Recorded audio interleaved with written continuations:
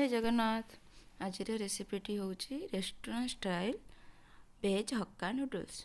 आसतु देखा आमर नूडल्स कौन सब सामग्री दरकार। से आमर बंधाकोबी, गाजर, स्प्रिंग ओनियन, पियाज, गोटे कैप्सिकम, आमर नूडल्स, विनेगार, ता सहित आमर डार्क सोया सॉस, ता सहित आमर किछि रसुण, किछि अदा, किछि कंचा लंका आ धनिया पत्र। एबे आमे कौन करबा ना आमर नूडल्स टाको सिझे देवा। से गोटे कड़े किछि पानी नबा, तारे किछि लूण पकेकी आ किछि तेल पकेदेबे। तापरे पानी टाको भल से फुटिया को देबे। देखंतु पानी फुटी जाइछि। एबे आमे ता धरे कौन करबा ना आमर चाउमिन पकेबा। चाउमिन टाको टिके समय फुटिया को देबे। चाउमिन मोर फुटी जाइछि। एबे आको कौन करिवे ना गोटे जगह को छाणी देबे। मु छाणी देइछि आ छाणी की ताको भल से ठंडा पानी रे धोई देबे। आ ता धरे किछि तेल पकई भल से गोळे की रखिबे, जहा द्वारा चाउमिन टी स्टिकी हबनी। एबे आसंतु चलंतु हमर चाउमिन पई हमर जहा सब दरकार ताको भल से सब काटी दबा। तो मु अदा, रसुण, कंचा लंका सब काटी देइछि। ताई सब बंधाकोबी मध्य काटी देइछि। बंधाकोबी टाको भल से पतला पतला करी काटी देबे। ताई से तो गाजर, कैप्सिकम, पियाज और स्प्रिंग ओनियन। किंतु एपरी भाव में समस्त परिवा को काटिकी रखिदेबे। मन रखु टे पतला पतला करिकी काटिबे। आउ गोटे कथा, आपण चाहिए एथर अदा न पकई पारिबे। चलते ए आमर चाउमिन बनैबा। से गोटे कड़े नबा, कड़े टी टे गरम होगापी दबा। तापर से किछि तेल पकेबा। गोटे रु 2 चम्मच तेल पकेदेबे। देखंतु तेल गरम होला बेलकु सेथरे आमे कोन करबा नेबे, हमर तेल टुकु भल से गरम कर देबे। तापर कंचा लंका पकेबे। मन रखिते गैस टाको हाई रे ही रखिबे। कंचा लंका हे गेलाई। तापर हमर कटा जाइतिबा किछि रसुण पकेदेबे। ता सहित किछि मात्रा रे अदा भी एथरे ही पकेदेबे। देखंतु मु एबे किछि मात्रा अदा पकेदेली। ताको भल से टिके समय फ्राई हेबा को देबे। बेसी समय नहीं, अल्प समय।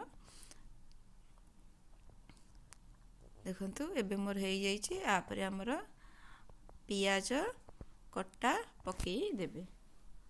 कट्टा पियाज पतला पतला करी काटी थिबे, ताको पकेई देले। देखंतु एबे मु पियाज पकेई दउछि।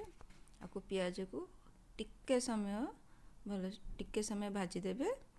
बेसी समय भाजीबेनी। ता ऊपर संगे संगे हमर कट्टा गाजर भी पकेई देबे। ताको भल से टिके फ्राई कर देली। तापरे हमर किछि समय परे हमर गाजर हे गलाई। एबे आमे कोन करबा ना सेथिरे हमर अन्य वेजिटेबल सब पकेई दबा। मु एथिरे एबे हमर कैप्सिकम पकेई देली। कैप्सिकम किछि समय पई फ्राई कर दबा। जारा हाई रखी थिबे। अल्प समय पे फ्राई ही करिबे। बेसी फ्राई कले भल लागबोनी। तो मोर एबे फ्राई हे जाइछि। एबे आमे कोन करबा ना एथिरे हमर बंधाकोबी पकेई दबा। देखंतु बंधाकोबी पकेई दउछि। टिके अधिका की बंधाकोबी पकेइछि। हमको टिके अधिका पकेले भल लागे। आपण चाहिए बंधाकोबी कम ही भी पारिबे। बंधाकोबी मु पकेई देइछि। बंधाकोबी हमर अल्प समय टिके भाजी नेबे। मोर बंधाकोबी ऑलमोस्ट भाजी हे गलाई। एबे हमें सेथिरे हमर चाउमिन पकेई दबा। मु एबे चाउमिन पकेई देइछि। चाउमिन पकेई सला परे आकु हमें ଟିକେ ଭଲସେ ଏବେ ଟିକେ ସମୟ ମିଶେଇ ଦେବା। ଭଲସେ ମିଶେଇ ଦେବି। ତାପରେ ଆମର ସେଥିରେ ଆମେ କ'ଣ କରିବା ନା ଏବେ ଆମର ସୋୟା ସସ୍ ଆଉ ଭିନେଗାର ଯାହା ଅଛି ତାକୁ ପକାଇବା। ମୁଁ ଏଥିରେ ସୋୟା ସସ୍ ପକାଇଲି, ଗୋଟେ ସ୍ପୁନ୍ ହେବ ସୋୟା ସସ୍, ଆଉ ସେଇଥିରେ କିଛି ମାତ୍ରାରେ ଅଳ୍ପ ଟିକେ ଭିନେଗାର, ବେଶୀ ପକାଇଲେ ଖଟା ଲାଗିବ, ତ ଅଳ୍ପ ଟିକେ ଭିନେଗାର ପକାଇଦେବି। ତାକୁ ଏବେ ମିଶାଇଦେବି। ତାପରେ ଟିକେ ଲୁଣ ପକାଇବା ଆମେ। ଦେଖନ୍ତୁ ସ୍ୱାଦ ଅନୁସାରେ ଲୁଣ ପକାଇବେ। ଲୁଣ ପକାଇ ସାରିଲା ପରେ ତାକୁ ଏବେ ଆମେ ଭଲସେ ମିଶାଇ ଦେବା।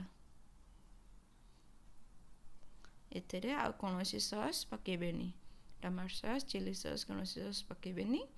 ଏହିପରି ଭାବରେ ଖାଲି ସୋୟା ସସ୍, ଭିନେଗାର ହିଁ ପକାଇବେ। ସେଥିରେ ଏବେ ମୋର ହେଇଗଲାଣି। ଏବେ ଆମେ କ'ଣ କରିବା ନା ସେଥିରେ ଆମର ଗୋଲମରିଚ ଗୁଣ୍ଡ ପକାଇ ଦେଲି। ତାକୁ ଭଲସେ ମିଶାଇ ଦେଉଛି। ଆମର ଏଇଟା ଅଲମୋଷ୍ଟ ତିଆରି ହେଇଗଲାଣି। ଏବେ ସେଥିରେ ମୁଁ କଟା ଧନିଆ ପତ୍ର ଆଉ ଉପରେ କିଛି ସ୍ପ୍ରିଙ୍ଗ ଓନିଅନ୍ ପକାଇ ମିଶାଇ ଦେବି। ଦେଖନ୍ତୁ ଆମର ରେଷ୍ଟୁରାଣ୍ଟ ଷ୍ଟାଇଲ୍ ନୁଡଲ୍ସ ଏବେ ରେଡ଼ି ହେଇଯାଇଛି।